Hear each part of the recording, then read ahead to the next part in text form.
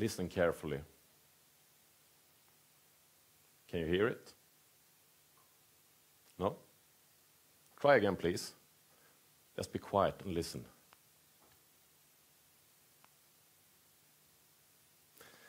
Ladies and gentlemen, what you hear is the sound of a social movement taking place right here and right now as I speak. I'm not kidding. What you hear is the wonderful melody of all your brilliant and creative minds generating the same thought right now. Namely, what the hell is this guy up to? To be honest, I don't have the slightest idea. At least I'm not here to read your minds, even if that would be fun. But maybe I can talk about another huge and slightly more important social movement that occurs each and every day all around the world. It is the movement of billions of people getting up from their beds to go to work. Their reasons for doing it vary a lot. Some lucky bastards do it because they think working is fun and filled with meaning. For others, it's the necessary evil that needs to be done in order to get food on the table and roof above their heads. Of course, there are also the ones that see work as a way of earning social status and totally unnecessary amounts of money. Many people leave their homes with smiles on their faces, while others do it with gnawing feelings of guilt and bad conscience because their partner once again was the one that had to stay home with kids too ill to go to school. Still others go to work with aching shoulders, blasting headaches and sore throats in order not to let customers, colleagues and employers down, only to return home after a day's work, too tired and exhausted to be a good parent or partner. Despite the differences in people's motives for work, there are also a number of things that are the same for all working heroes. All human beings possess a number of very basic needs. There are physical and biological needs, such as the need to eat when hungry, to sleep when tired, and to have sex when in that mood. Mother Nature gives these needs to us, and they help us to survive and to reproduce. Unmet biological needs inevitably lead to illness, physical suffering, and, in worst case, death. Besides these biological needs, there are also a number of psychological needs that, if thwarted, have almost as negative consequences as unmet needs of the first kind. Even brief periods of unsatisfied psychological needs lead to stress, anxiety, and dysfunctional behavior. These needs are particularly interesting as they are relevant for what takes place in organizations at any given moment. By that I mean that the psychological needs either get satisfied or thwarted in performing one's work tasks and in interacting with other people, one's manager not least. The biological needs, in contrast, most often get satisfied outside of work, many times without interacting with other people. When the psychological needs are satisfied, some really good things usually happen.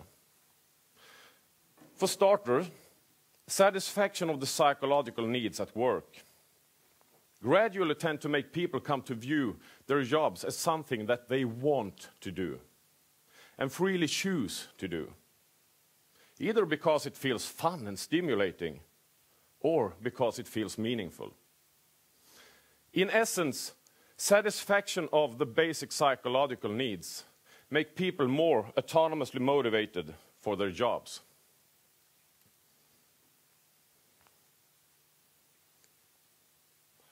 Autonomous motivation, in turn, as hundreds and hundreds of scientific studies have demonstrated, is related to a number of very positive outcomes, such as job performance, creativity, well-being, ethical behavior, learning, and good relationships with others. I would say that maybe the most important task for any organizational leader who wishes for a high-performing, creative, moral, and happy workforce, then, is to create the conditions in which people can have their psychological needs satisfied. Motivational research has identified 3 needs that seem particularly important in this respect. I will go through these needs one at a time by demonstrating scenarios in which they have been seriously thwarted. And then for each need, talk a little bit about how to lead and how to satisfy these needs. I want to demonstrate the first need by asking you to imagine something that you think that you're really lousy at. I'm not talking mediocre here, but terribly and hopelessly bad. Even if you think that you're some kind of superhero with no particular weaknesses, I'm sure there are some area in which you do everything but excel. Think about it for a few seconds, please. Then let me ask you, how much do you enjoy doing this activity, which you are so poor at? How much of your leisure time do you spend fantasizing about doing this activity with kind of childish look in your face? What if you each and every workday had to spend considerable time doing things you were no good at? Maybe not a complete fiasco, but just not good. Aren't you all just dreaming of having such a job? I guess not. And the reason is that we have a basic psychological need to feel competent.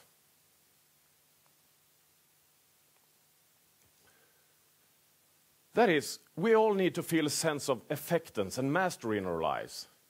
We all need to feel able to reach goals and to obtain desired outcomes. This sense of efficacy and mastery is what is meant by competence. So what can a leader do to help people have this need satisfied at work?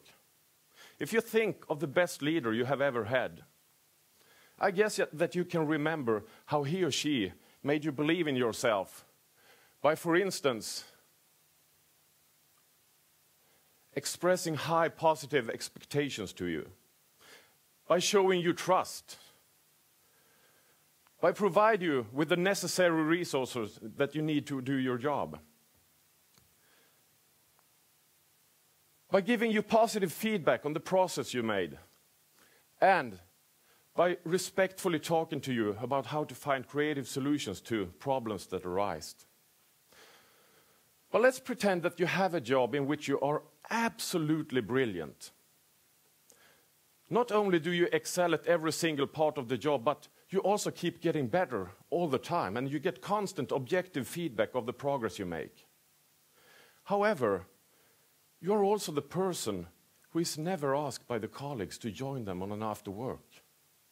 I mean, people take detours and stop talking when they see you come. Your boss is no better. She's cold and detached when interacting with you. She never looks you in the eyes, hardly ever addresses you by name, and always seems to be in a hurry. No matter how good you are at your job, I guess that this doesn't seem like a particularly attractive workplace either. And the reason is that this scenario exemplifies a situation in which another of our psychological needs is thwarted. Namely, the need for relatedness. We all need to feel like we belong within some collective, a couple, a family, or a group, for example. We all need to feel cared for by some others, and to care for some others. This need doesn't stop to exist just because we are at work, even if some people seem to believe that. Instead, volumes of research have demonstrated that good relationships at work are related to, for instance, job satisfaction, engagement, and performance. A leader should take this need very seriously by, for instance, showing people respect, by being kind, warm, and supportive, by helping people to handle conflicts in a constructive manner, and by emphasizing shared values that bring people together. So, with the needs for competence and relatedness satisfied, is everything fine now? What if you have a job that you're really good at? Suppose also that you have the very best relationships with colleagues and managers. However, despite your superior performance and good relationships, you also feel very controlled. You're hardly offered any choices about what to do and how to do it.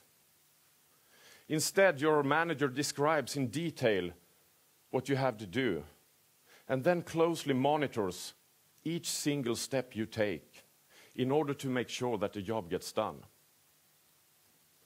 All you need to do is to follow someone else's instructions and then continuously document and report on the results. Your performance gets evaluated regularly, and your salary depends a lot on how well you perform. My guess is that you wouldn't feel totally comfortable in such a situation either. And the reason is that people just don't like to be controlled. Our third basic psychological need is the need for autonomy. That is, we all need to feel a sense of volition, of willingness to act, of endorsing our own actions. I would say that the most important task of a leader is to support this need. In order to be autonomy supportive, which I would say is what distinguishes the very best leaders from the merely good ones, you need to offer people choices. They need to have a choice. They need to be involved in the decisions that are made, at least to some degree. You also need to provide people with a meaningful rationale for the things that you want them to do. You need to provide them with a meaningful purpose. If you want them to excel, if you want them to perform, they need to be given a good reason for it that feels meaningful for them. Autonomy is also supported when people feel free to express their opinions and emotions, even the negative ones that you don't necessarily think are good opinions and emotions. People need to be talked to in a non-controlling manner, avoiding use of phrases such as, you must, you have to, you're obliged to. Finally, be very, very careful with the use of external motivators, such as financial incentives, evaluations, internal competitions, deadlines, grades, blah, blah, blah. As these can easily backfire, creating just the opposite to autonomy. So, to all you managers, teachers, coaches, and other leaders out there, I have a main message to you. If you think that it's important with people who are happy, if you think it's important with people who are creative, that come up with good ideas that you can make something of, and if you think it's important with people who are productive and comes to work each and every day doing a really good job, with a sense of ownership, with a sense of autonomous motivation, then my suggestion to you is to start treating people as human beings instead of machines. I would like to end this brief presentation by expressing my deepest appreciation. First, I'd like to give a thank to Ed Deasy, Richard Ryan, and all the other people around the world doing fantastic research on self-determination theory. Without your hard and excellent work on human motivation, I would have nothing to say here today, and I would have to stick to the mind-reading exercise that we began with. So thank you. Hopefully this talk will be at least a decent representation of this fantastic work. Then I would like to thank all of you people for giving me a small piece of your time. It's been a true pleasure, and I am honored. Thank you.